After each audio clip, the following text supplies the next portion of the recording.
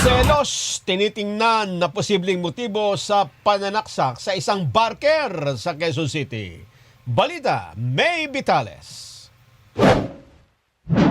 Arestado ang isang 39 anyos na construction worker matapos umanong saksakin ang kaibigan niyang barker sa Commonwealth Avenue, Quezon City. Nangyari ang insidente pasado alas 8 kagabi, malapit sa kanto ng Don Fabian Street sa Barangay Commonwealth. Ayon sa pulisya, kasama ng suspect ang isang saksi at ang 12 anyos niyang anak nang pumunta sa lugar para sundan ang biktima. Hindi umano alam ng saksi na may dalang kutsilyo ang suspect. Nang magharap ang dalawa, nagkaroon muna ng mainit na pagtatalo bago sinaksak ng suspect ang biktima. Naiwasan ng biktima ang mas malubhang saksak matapos niyang maipagtanggol ang sarili. Pero tinamaan pa rin sa kaliwang braso. Ang nakita naming motibo base sa aming investigasyon ay selos.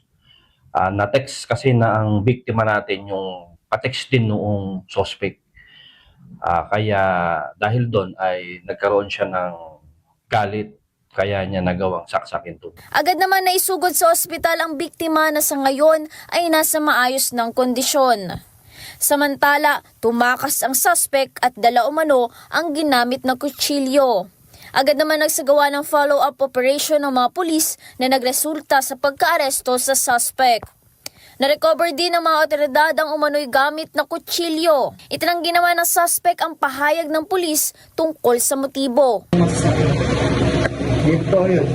Inihanda na ng pulisya ang mga dokumento para sa inquest proceeding sa Quezon City Prosecutor Office. Kasong frustrated murder ang inihain laban sa suspect. May Vitales para sa 100% balita.